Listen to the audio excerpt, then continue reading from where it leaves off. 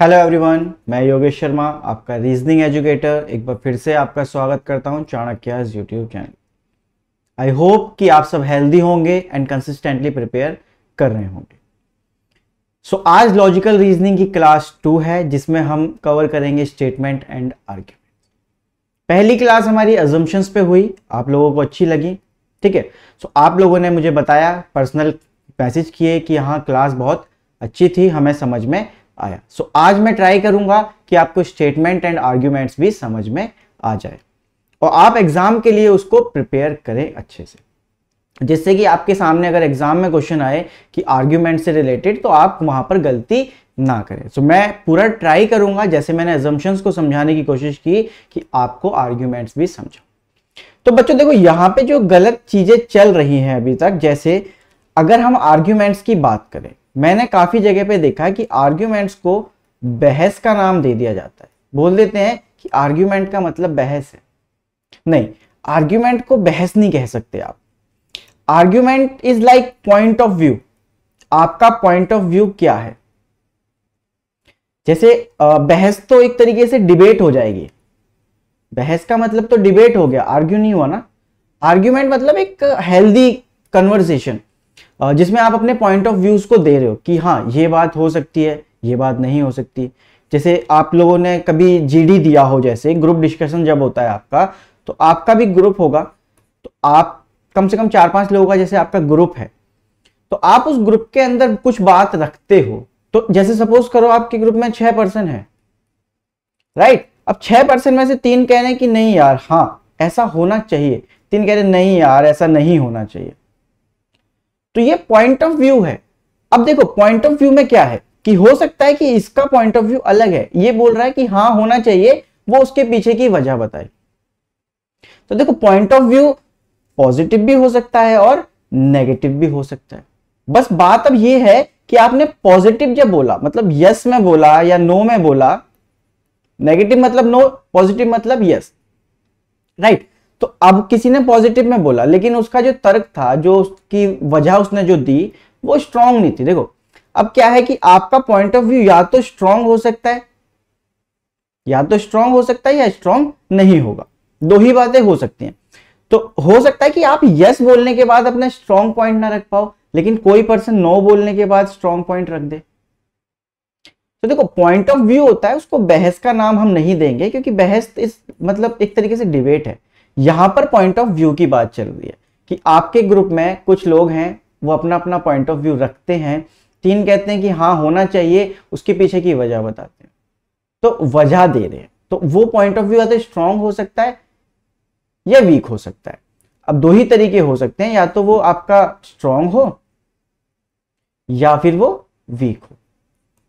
Strong और week हो सकते हैं, लेकिन पॉइंट ऑफ व्यू को आप कह सकते हो कि वो स्ट्रांग है या वीक है। बहस तो एक तरीके से फिर लंबा चलने वाला प्रोसेस है, आप पॉइंट ऑफ व्यू पे बहस नहीं कह सकते, राइट। सो आप यहां पर पॉइंट ऑफ व्यू रख सकते हैं। अब पॉइंट ऑफ व्यू में भी क्या है कि आपको कुछ चीजों का ध्यान रखना पड़ेगा। जैसे अगर यूनिवर्सल फैक्ट बोला जा रहा है, यूनिवर्सल फैक्ट बोला जा रहा है, सपोज करो आपकी कुछ भी बात चल रही है और वहां पे बोल दिया जाए कि an apple a day keeps a doctor away, तो आप इस बात को डिनाई नहीं कर सकते, ये ऑलवेज स्ट्रांग है, ये हमेशा स्ट्रांग है। तो जो भी यूनिवर्सल फैक्ट्स हैं वो हमेशा क्या रहेंगे? स्ट्रांग रहेंगे। आपके पॉइंट ऑफ व्यू में या किसी भी पॉइंट ऑफ व्यू में वो क्या रहेंगे? हमेशा स्ट्रांग रहेंगे। जैसे अगर आप कोई बोले कि रनिंग नहीं करनी चाहिए, तो अगर कोई आपको सामने से बोल रहा है कि नहीं रनिंग करनी चाहिए क्योंकि रनिंग करने से आपकी हेल्थ अच्छी रहती है, या सुबह सुबह सैर करने से आपकी जो हेल्थ है वो अच्छी रह सकती है, तो वो यूनिवर्सल फैक्ट है, आप उस पर डिनाई नहीं कर सकते, वो हमेशा स्ट्रांग रहेगा, वो कभी भी वीक नहीं होगा। ठीक है, तो इस चीज का ध्यान रखिए कि जो आर्ग्यूमेंट है वो या तो पॉजिटिव में हो सकता है या नेगेटिव में। पॉजिटिव हो सकता है, नेगेटिव हो सकता है, तो 2 बात हो सकती है, या तो स्ट्रांग है या वीक है। तो हम ये बताएंगे कि हमारा कौन सा वाला जो स्टेटमेंट या जो हमने जो भी पॉइंट बोला है उसमें से कौन सा पॉइंट हमारा स्ट्रांग है और कौन सा वीक है। सो आपसे पूछा जा सकता है कि क्वेश्चन में ही लिखा हुआ मिल सकता है कि वो स्ट्रांग के लिए पूछ रहा है या वीक के लिए पूछा। तो अकॉर्डिंग टू क्वेश्चन हम आंसर करेंगे। अगर स्ट्रॉन्ग के लिए पूछ रहा है तो हम बोल दिया करेंगे ओनली वन इज स्ट्रॉन्ग या second is strong, both one and two are strong, neither one nor two is strong. Weak के लिए पूछेगा तो सिर्फ वीक वाले को बताएंगे, जो स्ट्रॉन्ग है उसके अलावा जो आंसर होगा वो हमारा वीक में जाएगा, राइट। तो आर्ग्यूमेंट का मतलब है सिर्फ और सिर्फ पॉइंट ऑफ व्यू। तो आप अपने पॉइंट ऑफ व्यू को कितने अच्छे से पेश करते हो या कितना स्ट्रांगली आप पेश करते हो वो है। अब जैसे यहाँ पे एग्जांपल अगर मैं एक और लूं आपके सामने यहाँ पर, तो अभी अभी फार्म बिल आए थे, राइट, फार्म बिल आए थे। तो कुछ कह रहे थे कि हाँ अच्छे हैं, कुछ ने कहा नहीं नेगेटिव हैं। तो उन्होंने अपने पॉइंट ऑफ व्यू दिए, इन्होंने अपने पॉइंट ऑफ व्यू दिए, बहस थोड़ी हुई उनके बीच में, उन्होंने सबने अपने क्या क्या रखे, पॉइंट ऑफ व्यू रखे। तो पॉइंट ऑफ व्यू ही हमारा यहाँ पर आर्ग्यूमेंट होगा। तो चलते हैं क्वेश्चंस की तरफ, देखते हैं पहला क्वेश्चन हमारे लिए क्या है। सो पहला ही क्वेश्चन आपसे रिलेटेड है कि क्या सेल फोन को ऑफिसेस में बैन कर देना चाहिए? The cell phone be banned in the offices. तो अब देखो तर्क में हाँ भी बोल सकते हो और ना भी बोल सकते हो। तो पहला तर्क देखते हैं क्या है। तो पहला तर्क कह रहा है कि yes, because it affects the accuracy of the work. It affects the accuracy of the work. बात तो सही है, बात तो सही है कि अगर आप फोन का यूज कर रहे हो, अगर आप फोन का यूज कर रहे हो तो आपकी जो एक्यूरेसी होगी वो मैं मानता हूं कि चलो सपोज कर लो 0.01%, 001% भी अफेक्ट हो रही है अगर, तो एक्यूरेसी तो अफेक्ट हो रही है, राइट। कि जैसे सपोज करो आपको कोई काम है, आप स्टडी कर रहे हो, चलो सपोज कर लो आप स्टडी ही कर रहे हो, तो आप स्टडी कर रहे हो और उसके बीच में आपने फोन को पकड़ लिया और आपने अपना इंस्टाग्राम खोला और आपने स्क्रॉल करना शुरू कर दिया। तो यहां पर जो आपकी एक्यूरेसी होगी वो हल्की फुल्की तो हिलेगी, भले ही थोड़ी सी हिले, लेकिन एक्यूरेसी पर तो अफेक्ट होगा। तो पहली बात बिल्कुल सही है कि because it affects the accuracy of work. तो हल्की सी एक्यूरेसी भी हिलाए वो हिलाता जरूर है, तो एक्यूरेसी हमारी 100% नहीं रह पाती। तो पहली बात बिल्कुल सही है। आइए दूसरे पर्सन को देखते हैं, वो क्या कहना कहता है कि नहीं, आजकल के दिनों में जो सेल फोन है वो बहुत इंपॉर्टेंट हो चुके हैं हमारे डेली यूज में। बात बिल्कुल सही है कि जो हमारे डेली यूज में फोन है वो हम इस तरीके से उसके आदी हो चुके हैं या उसको इतना रूटीन में ला चुके हैं कि हम उसके बिना रह नहीं पाते, right. So it's absence also affects the work. ये बात भी बिल्कुल सही है कि उसकी जो अब्सेंस है वो भी आपके काम को अफेक्ट करेगी। इसने तर्क बोला, नो में बोला, लेकिन स्ट्रॉन्ग बात बोली कि अगर आपके पास सेल फोन नहीं है तब भी आपके जो काम में अफेक्ट आने वाला है, जो आपकी एक्यूरेसी है वो कम होने वाली है। क्यों? अब आपके दिमाग में सिर्फ यही बात चलती रहेगी कि आज मेरे पास फोन नहीं है। जैसे कि अगर मैं आपको बात बताऊं तो मेरे ही एक कुलीग है, उसका जैसे फोन टूट गया तो उस दिन वो बीमार सा लग रहा था कि इसको बहुत बड़ी कोई बीमारी हो गई है, इसका शरीर बिल्कुल टूट चुका है, उसके पास उस दिन फोन नहीं। लेकिन जैसे ही अगले दिन उसके पास फोन आया तो उसके अंदर एनर्जी देखने वाली थी। तो इसका मतलब है कि फोन का ना होना भी आपके काम की एक्यूरेसी को कम करता है। यह बात भी बिल्कुल सही है। तो आप यहां पर जनरल पॉइंट्स को देख के चलिए तो हाँ, आप बोलेंगे कि अफेक्ट तो करता है लेकिन ना हो तब ज्यादा अफेक्ट करता है। जैसे कि मैं अपने कुलीग की बात बता रहा हूं आपको कि उसका फोन टूट गया तो वो बिल्कुल बीमार हो गया और अगले दिन ही जैसे ही उसका फोन आया सही होके तो उसकी एनर्जी नेक्स्ट लेवल थी। तो दोनों ही बातें यहां पर स्ट्रांगली बोली गई हैं, तो दोनों ही बातें क्या होंगी यहां पर स्ट्रांग होंगी। आप यहां पर दूसरी चीज भी देख सकते हो, जैसे अगर हम गर्ल्स के पॉइंट ऑफ व्यू से बात करें या फिर कोई पर्सन ऐसा है जो बाहर है, तो उसकी फैमिली अगर उससे जानना चाहती है तो वो भी तो कहीं ना कहीं जरूरी है कि जिससे कि फैमिली उसको पूछ सके। तो कंसर्न अगर करने की बात है तो फोन जो है वो जरूरी है। तो आप इसको यहां पर पॉजिटिव ऐसे ले सकते हो। ये बात उसने नो में बोली है तो उसको नेगेटिव में नहीं मानेंगे, उसका पॉजिटिव इफेक्ट देखो कि उसका हाँ क्या वो उसका पॉइंट ऑफ व्यू है। तो वहां पे वो कह रहा है कि भाई हाँ जरूरी है, बिल्कुल जरूरी है। अगर आप गर्ल्स के पॉइंट ऑफ व्यू से बात करो, यहाँ पर अगर आप उनका पॉइंट ऑफ व्यू देखो तो गर्ल्स अगर बाहर जा रही हैं घूमने तो जो गर्ल्स की जो फैमिली है वो उसको कॉल करके पूछेगी ना कि बेटा सही सलामत पहुंच गए। गर्ल्स का ही क्यों, अगर आप बॉयज का भी लोगे तो उनको भी फोन करके पूछा जाएगा कि आप सही सलामत पहुंच गए या नहीं, टूर कैसा था, जो भी है आपका कंसर्न होगा वो आप फोन से लेते हो आजकल, तो इसलिए फोन जो है वो जरूरी भी है। तो इंपॉर्टेंट हो चुका है वो हमारे डेली यूज में, तो इसलिए दोनों बातें क्या है यहाँ पर स्ट्रॉन्ग है। तो बोथ 1 and 2 आर स्ट्रॉन्ग, तो आप ये बात बोल दो। क्लियर? चलिए अब नेक्स्ट क्वेश्चन की तरफ चलते हैं। नेक्स्ट क्वेश्चन और भी मजेदार है। तो अगला क्वेश्चन कह रहा है कि are nuclear families better than joint families. तो बच्चों यहां पे ना एक चीज का ध्यान रखना, यहां पर बेटर देन बोला गया, बेटर देन, तो इसका मतलब है कि आपको कोई एक चीज बतानी है, राइट? तो हो सकता है कि कोई एक बात सही हो सकती है। बेटर देन मतलब यहां पर कंपैरिजन करना चाह रहा है एक तरीके से, राइट? सो कंपैरिजन हो रहा है। तो अब इस पॉइंट को समझना कि यहां पर जब कंपैरिजन की बात आएगी तो आंसर आप कैसे कर सकते हो। पहली बात को समझते हैं। कहता है कि नहीं, joint families ensure security and also reduce the burden of the work. कह रहा है कि जो जॉइंट फैमिली होती हैं वो सिक्योरिटी प्रोवाइड करती हैं और हाँ इस बात का भी ध्यान रखती हैं कि काम का जो बर्डन है वो किसी एक पे ना हो। अब यहां पर जो घर के छोटे होंगे उनके दिमाग में आ सकती है बात कि नहीं भाई हमारा बर्डन तो कभी कम नहीं होता, कोई भी आए हमें तो बोल दिया जाता है कि जा गेट खोल दे, गेट खोल के आ, तो हमारा बर्डन कम नहीं होता, हमें तो भगा के ही रखते हैं, कोई बर्डन कम नहीं होता। हमारे पॉइंट ऑफ व्यू से तो जॉइंट फैमिली, ज्यादा फैमिली बड़ी होगी तो हमारे लिए तो ज्यादा दिक्कत है। तो आपको उस पर्सनल पर्सपेक्टिव से नहीं सोचना है, आपको जनरल पर्सपेक्टिव से सोचना है यहाँ पर कि आप अगर जॉइंट फैमिली में रहते हो तो आपको सिक्योरिटी मिलती है, बिल्कुल मिलती है कि आपकी फैमिली बड़ी है, तो कोई भी दिक्कत आएगी तो आप सब मिलजुल कर सॉल्व कर सकते हो। इस पॉइंट ऑफ व्यू से ये बात बोली गई।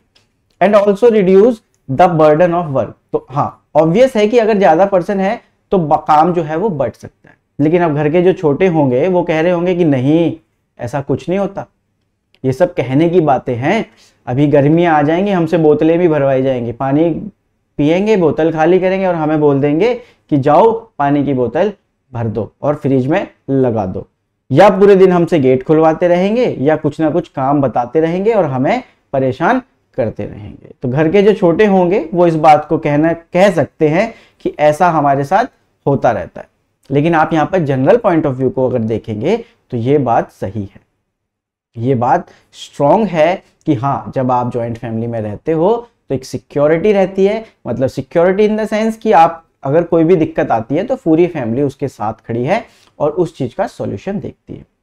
और हाँ काम का बर्डन भी कम होता है कि जैसे अगर किसी को तबीयत खराब है तो उसका काम कोई और कर सकता है, या फिर आप बांट सकते हो, कोई काम है उसको आपने बांट लिया तो आपकी पूरी फैमिली में वो काम थोड़ा थोड़ा बढ़ गया, राइट? सो पहली वाली बात जो है वो स्ट्रॉन्ग है, बिल्कुल स्ट्रॉन्ग है। सेकंड को पढ़ते हैं, yes nuclear families ensure greater freedom. अब ये जो छोटे वाले होंगे ना ये बोलेंगे कि हाँ न्यूक्लियर फैमिली हो तो फ्रीडम तो होती है, राइट? हाँ ये बात भी बिल्कुल सही है कि देखो न्यूक्लियर फैमिलीज हैं जो सिंगल रहते हैं 3 या 4 लोग फैमिली, वो फ्रीडम तो है वहां पे, क्योंकि देखो अगर आप ज्यादा लोग रहोगे तो ज्यादा रोक टोक होगी, राइट? तो ये बात भी बहुत ही स्ट्रांगली बोली गई है कि अगर आप कम लोग हो तो आपको फ्रीडम ज्यादा है। आपको यहां पर बोलने की फ्रीडम भी हो सकती है कि आप बोल सकते हो कि यहां पे हाँ मेरा पॉइंट ऑफ व्यू सुना जाएगा, आप ऐसा भी बोल सकते हो। फ्रीडम इन द सेंस कि आपको डिसीजन लेने के लिए 4 लोगों से नहीं पूछना पड़े, फ्रीडम उस चीज की भी है। तो हाँ बिल्कुल सही बात है, ये बात भी स्ट्रांगली मैं कह सकता हूं कि न्यूक्लियर फैमिलीज जो है वो फ्रीडम को इंश्योर करती हैं कि डिसीजन लेने के लिए मुझे 10 लोगों से यहां पर पूछना नहीं पड़ेगा बार बार, राइट? मुझे कुछ काम करना है तो मुझे 4 लोगों से नहीं पूछना है कि ये काम मैं कर लूं या नहीं कर लूं। तो इस पॉइंट ऑफ व्यू से अगर मैं इस बात को देखूं तो ये वाली बात भी स्ट्रांग है, राइट? तो यहां पर भी क्या हो जाएगा, बोथ 1 and 2 स्ट्रांग, दोनों बातें स्ट्रांग है, क्योंकि जॉइंट फैमिली की बात जो उन्होंने बोली तो वो भी अच्छी बात है और जब उन्होंने फ्रीडम की बात बोली तो वो भी एक स्ट्रांग पॉइंट है। तो दोनों बातों को हम मान सकते हैं, तो दोनों पॉइंट जो होंगे हमारे वो स्ट्रांग होंगे। चलिए नेक्स्ट क्वेश्चन की तरफ चलते हैं। नेक्स्ट क्वेश्चन से पहले सिक्योर मैक्सिमम मार्क्स, तो आप इंग्लिश में जो घबराते हैं, जिनको डर लगता है इंग्लिश से, तो वो आए क्लोज टेस्ट की इस सीरीज को लगाएं और अपने डर को भगाएं। अंकुश सर के साथ क्लोज टेस्ट के डर को बिल्कुल दूर करें। तो ये 5 दिन की सीरीज होगी। 5 दिन में आपको चैलेंजेस से भरे क्वेश्चंस मिलेंगे, आपको हर टाइप का क्वेश्चन मिलेगा। तो आप आइए और इस सीरीज को भी यूज कीजिए, बिल्कुल यूटिलाइज कीजिए। सर का जो एक्सपीरियंस है उसको पूरी तरीके से आप यूटिलाइज कर सकते हैं। तो आइए और इस सीरीज का फायदा उठाइए। चलिए नेक्स्ट क्वेश्चन की तरफ देखते हैं। नेक्स्ट क्वेश्चन क्या कह रहा है? नेक्स्ट क्वेश्चन कह रहा है, ओके एक मिनट, एक चीज यहां पर रह गई। राइट, बोथ नहीं होगा इसका आंसर। इसका आंसर बोथ नहीं हो सकता। देखो मैं आपको यहां पे जो कंसेप्ट बताने वाला था वो बेटर देन वाला, मतलब कंपैरिजन, कोई एक बात। तो आप यहां पर कह सकते हो आइदर 1 और 2। सो आइदर 1 और 2 में से कोई एक बात यहां पर सही होगी। तो इसका आंसर हो जाएगा आइदर 1 और 2, बोथ आंसर नहीं होगा। जब भी यहां पर कंपैरिजन की बात आएगी तो आपको ऐसे करके देखना है, ठीक है। चलिए नेक्स्ट क्वेश्चन की तरफ बढ़ते हैं। नेक्स्ट क्वेश्चन आपके सामने है स्टेटमेंट। अगला स्टेटमेंट हमारे सामने आएगा, should there be only 2 political parties in India?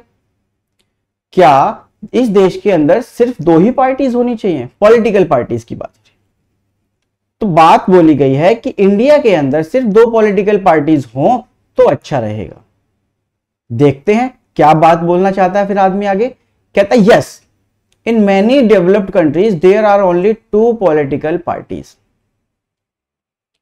मेरी तो जिंदगी निकल गई इस पार्ट को सुनते सुनते, कंपैरिजन को सुनते सुनते। आपकी भी शायद निकल गई होगी, काफी बच्चों की जिंदगी निकली होगी, मतलब बचपन ऐसे ही निकला होगा कंपेयर करते करते, कि मतलब जैसे यहां पे बोला गया कि yes, in many developed countries there are only 2 political parties. तो भाई अगर बाकी के जो डेवलप्ड कंट्रीज हैं, अगर हम डेवलप्ड की बात करें तो डेवलप्ड मतलब जिनका ओवरऑल पूरा विकास हो चुका है, और डेवलपिंग मतलब जिनका भी हो रहा है। जैसे हमारे इंडिया में अभी डेवलपिंग है कि विकास चल रहा है, मतलब अभी काम चलने पे ही है। डेवलप्ड वो जहां पे सारी चीजों की सुविधा है, हर चीज अच्छे से है। तो ये डेवलपिंग और डेवलप्ड में अंतर है। तो कहता है कि yes, in many developed countries there are only 2 political parties. ठीक है यार, हम बचपन से यही बात तो सुनते आए हैं कि शर्मा जी का लड़का वो कर रहा है, वर्मा जी के लड़के के उतने मार्क्स आए। तो हर इंसान की अपनी अपनी कैपेबिलिटी होती है, एबिलिटी होती है। हर इंसान अपनी जगह पे सही है। अब मैं जो काम कर सकता हूं, सपोज करो मैं जो काम कर सकता हूं, भाई जरूरी है कि आप वो काम कर सकें? नहीं है। ये कंपेयर हुआ ना, आप कुछ काम अच्छा कर सकते हैं, मैं नहीं कर सकता उस काम को अच्छे से, ये कंपैरिजन हुआ ना। तो अगर कोई, जैसे सपोज करो कि आप किसी काम को 2 घंटे में कर सकते हो, मैं 4 घंटे ले रहा हूं, तो भाई मैं अपनी एफिशिएंसी से काम कर सकता हूं ना। आपकी एफिशिएंसी आपके पास है, मेरी एफिशिएंसी मेरे पास है। तो कंपैरिजन जब भी होगा उसमें दिक्कतें आएंगी, है ना। तो कंपैरिजन होगा तो वो सबकी अपनी अपनी टेंडेंसी होती है। तो कह रहा है yes, in many developed countries there are only 2 political parties. तो भाई अगर किसी वहां पर हो चुका है, चलो मान लेते हैं कि जो डेवलप्ड कंट्रीज हैं उनमें 2 ही पॉलिटिकल पार्टीज हैं, तो क्या इससे मैं क्या मानूं? मेरी कंट्री में अगर 2 पॉलिटिकल पार्टीज होंगी तो क्या वो डेवलप हो जाएगा? क्या ऐसा हो सकता है कि वो डेवलप हो जाए? नहीं, ये सरासर गलत बात है। ऐसा पॉसिबल नहीं है, क्योंकि देखो हर कंट्री की अलग अलग टेंडेंसी है, वो अलग चीज सोचते हैं, हम लोग अलग चीज सोचते हैं, राइट। सो कंपैरिजन जहां पर भी होगा हम कंपैरिजन को अलाउ नहीं करेंगे, ठीक है। चलिए दूसरा पूछते हैं। नो, इंडियन इलेक्ट्रेट मतलब जो इंडियन वोटर्स हैं इज नॉट सो मैच्योर, मतलब मैच्योर नहीं है to select between only 2 political parties. मतलब 10 पार्टीज में से तो मैं चुन सकता हूं, 10 पार्टीज में से तो मैं चुन सकता हूं, लेकिन 2 में से मैं नहीं चुन पाऊंगा, मैं इतना समझदार नहीं हूं। ये कहना चाहते हैं इस बात से कि मैं 10 पार्टीज में से चुन के बता सकता हूं, लेकिन 2 में से चुनूं, मैं इतना आत्मनिर्भर नहीं हूं, या फिर मैं इतना कैपेबल नहीं हूं, मतलब मैं इतना मैच्योर नहीं हूं। तो हमारे यहां जब 18+ को वोट डालने के लिए कहा गया है तो इसका मतलब है कि वो मैच्योर है। अब इनकी मैच्योरिटी शायद 80 के बाद आए, तो क्या मैं जो वोटिंग है वो सिर्फ 80+ वालों के लिए रख दूं? ऐसा तो नहीं हो सकता ना, कि 80 प्लस वाले ही सिर्फ वोट दें, तो इसका मतलब है तो आधे से ज्यादा तो वोट ही नहीं दे पाएंगे, है ना। तो यहाँ पे हमें ये समझने की बात है कि सबसे पहले तो देखो किसी दो चीजों के बीच में अगर कंपैरिजन हो रहा है तो उस बात को मैं बिल्कुल मना करता हूँ। मेरे और आपके बीच में कोई कंपैरिजन हो जाए किसी बात को लेके तो भाई हम दोनों की कैपेबिलिटीज अलग अलग हैं, हम दोनों अलग अलग एफिशिएंसी से काम करते हैं, राइट। अब यहाँ पे ये कह रहा है कि जो इंडिया के इलेक्ट्रेट हैं, जो वोटर्स हैं, एक तरीके से वो मैच्योर नहीं है कि वो दो पार्टीज में से चुन सकें। तो बिल्कुल गलत बात है, ऐसा क्या थोड़ी हो सकता है। जब 10 में से चुन सकता हूं तो 2 में से भी चुन सकता हूं, तो इसलिए नहीं, ठीक है। तो ये क्या हो जाएंगी, दोनों बातें वीक हो जाएंगी। तो बोथ 1 and 2 आर वीक। और स्ट्रॉन्ग के लिए पूछे तो नन इज स्ट्रॉन्ग, राइट। चलिए नेक्स्ट क्वेश्चन की तरफ चलते हैं। Question number 4, should people with educational qualification higher than the optimum requirements be debate. यहां पर शायद ये चीज दोबारा लिख गई है, than the optimum, right. So इस चीज को हटा देते हैं, कोई बात नहीं। Should people with educational qualification higher than the optimum requirements be debate from seeking jobs. मतलब अगर कोई पोस्ट है, यहां पर इस चीज को समझो कि जैसे अगर कोई पोस्ट निकलती है, कोई पोस्ट निकली है 10th बेस पर, तो वो कह रहे हैं कि जो हायर क्वालिफिकेशन वाले हैं, जैसे 12th हैं, बैचलर हैं, मास्टर्स हैं, पीएचडी हैं, तो उनको मना कर देना चाहिए कि वो उस पोस्ट के लिए एलिजिबल नहीं, मतलब वो उस पोस्ट को नहीं भरें। ऐसा क्यों? तो ये क्वेश्चन हमसे बोला गया है कि ऐसा कर देना चाहिए कि जो 10th बेस पे है उसको सिर्फ 10th वाला ही भरे, उसके ऊपर वाला ना। तो आर्ग्यूमेंट क्या हुआ है वो देखते हैं। No, it will further aggravate the problem of unemployment. अच्छा एक बात बताइए, ये कह रहे हैं कि नहीं ऐसा नहीं होना चाहिए, नहीं तो इससे जो प्रॉब्लम है अनएम्प्लॉयमेंट की वो बढ़ जाएगी या फिर और जो भी है थोड़ी और दिक्कत हो सकती है। तो एक बात सोच के बताइए मुझे, हम यहां पर सपोज कर लेते हैं कि बैंक की बात कर रहे हैं, बैंक में जॉब निकली 10,000 पोस्ट हैं, फॉर्म फिल किया 5 लाख ने, राइट। अब यहां पर जो मिनिमम एलिजिबिलिटी है वो बैचलर्स की डिग्री है। अगर यहां पर मास्टर वाले भी भरते हैं तो इसका, अगर सबसे पहली बात कि अगर बैचलर वाले भी भर रहे हैं और मास्टर्स वाले भी भर रहे हैं तो इसका मतलब है कि दोनों को जॉब की जरूरत है, राइट। अब दोनों को ही जब जॉब की जरूरत है इसीलिए उन्होंने भरा, तो इस 5 लाख में से इन 10,000 को ही तो जॉब मिलेगी, राइट। अब इन 5 लाख में से इन 10,000 को जॉब मिली, अब वो बैचलर को मिल जाए चाहे मास्टर वाले को मिल जाए, थे तो दोनों अनएम्प्लॉयड। अब 10,000 ही तो कम होंगे यहां से, 4,90,000 तो फिर भी रह गए। तो ये बात तो मैं बोल ही नहीं सकता कि प्रॉब्लम ऑफ अनएम्प्लॉयमेंट फिर से और बढ़ जाएगी या बहावे हो जाएगी। वो बात क्या हो गई यहां पर, एक तरीके से गलत हो रही है, क्योंकि अनएम्प्लॉयमेंट तो तब भी रहा ना, 5 लाख बेरोजगार थे, उसमें से 10,000 को अगर मैं जॉब दे दूं तो क्या अनएम्प्लॉयमेंट दूर हो चुकी है? नहीं, अनएम्प्लॉयमेंट तो आज भी है, बरकरार है। तो इसलिए पहली वाली बात क्या है, वो गलत है, राइट। दूसरी बात है, no this goes against the basic rights of the individual. Yes, ये बात देखो कहीं ना कहीं अच्छी है कि नहीं, ऐसा नहीं होना चाहिए क्योंकि ये इंडिविजुअल की राइट्स के खिलाफ है। यस, तो हर इंडिविजुअल को हक है, अगर वो 10th पास है, अगर पोस्ट जो है वो 10th पास के लिए, कोई 12th है, कोई बैचलर है, कोई मास्टर्स है, तो वो 10th तो पास की है ना, एलिजिबल है, तो वो उसका राइट है कि वो उस एग्जाम के फॉर्म को फिल करे।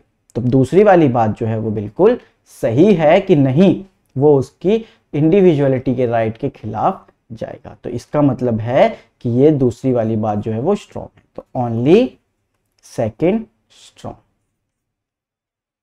राइट। चलिए नेक्स्ट क्वेश्चन की तरफ चलते हैं, और जो नेक्स्ट क्वेश्चन है वो ये है, और इस क्वेश्चन को मैं आपको समझा देता हूं। मैं पहले सोच रहा था कि आपको ये होमवर्क में दूं, लेकिन फिर मुझे समझ में आया कि मुझे लगा एक बार को कि आपके साथ इसको डिस्कस कर लेना चाहिए। सो क्वेश्चन है, should the institute of higher learnings in India like IITs and IIMs be made totally free from government control. तो मतलब गवर्नमेंट के कंट्रोल से उनको हटा देना चाहिए टोटली, एक तरीके से अगर गवर्नमेंट से हटाया जा रहा है तो कहना चाहते हैं कि टोटली प्राइवेट कर देनी चाहिए। ठीक है, पहली बात को पढ़ते हैं। कहते हैं यस, ऐसा कर देना चाहिए। Such institutes in the developed countries are run by non government agencies. Again देखो कंपैरिजन हुआ कि जो डेवलप्ड कंट्रीज हैं उनके अंदर नॉन गवर्नमेंट एजेंसीज इनको संभाल रही हैं। तो मैं कुछ नहीं सोचूंगा, कंपैरिजन मुझे पसंद नहीं। बचपन से हम कंपैरिजन देखते हुए आ रहे हैं कि उसके इतने अच्छे मार्क्स आ रहे हैं, वो इस सब्जेक्ट में अच्छा है, वो इसमें, तो ठीक है, हो सकता है कि वो मेरे से अच्छा है, लेकिन जरूरी नहीं है कि मैं उसके कदम जो उसने किया है वही करके मैं भी सक्सेसफुल हो जाऊं। Right, so comparison, no comparison, मुझे कोई मतलब। Second, no government needs to regulate functions of these institutes in national interest. तो बच्चों यहां पे ना इस बात को हम बिल्कुल सही कर देंगे। अब आप सोचो कि क्यों कर देंगे। बिल्कुल बेकार बात बोली गई, सपोज कर लो बिल्कुल बेकार बात बोली गई है, आपको बिल्कुल पसंद नहीं आई, बिल्कुल आपको पता है कि बात खराब है, लेकिन गवर्नमेंट के खिलाफ आप कुछ नहीं बोले। गवर्नमेंट ने कहा कि ये सब ठीक है, हाँ ये सब बिल्कुल ठीक है। गवर्नमेंट को करना चाहिए रेगुलेट, हाँ बिल्कुल करना चाहिए। अगर गवर्नमेंट के पक्ष की बात है तो आप कुछ नहीं कहेंगे, मतलब आपको हमेशा गवर्नमेंट के पक्ष में ही रहना है, जो आपकी अभी गवर्नमेंट चल रही है। जैसे सपोज करो हमारी गवर्नमेंट ने नोटबंदी की, यहां पर नोट्स बंद हो गए थे। अगर आपको कोई पूछता है कि हाँ कि गवर्नमेंट का फैसला कैसा था, तो बहुत अच्छा था, भले ही अंदर आप कितनी भी गालियां दो, लेकिन अगर आप यहां पर आ रहे हो आर्ग्यूमेंट में, तो हाँ फैसला जो था एक नंबर था, बहुत ही बेहतरीन था, तो आप इस कंडीशन को फॉलो करेंगे। राइट, जैसे फार्म बिल्स आए थे, कोई हाँ कह रहा है कोई ना कह रहा है, लेकिन हाँ आपको कोई पूछ रहा है, आर्ग्यूमेंट कर रहा है, जी बिल्कुल बहुत अच्छे थे।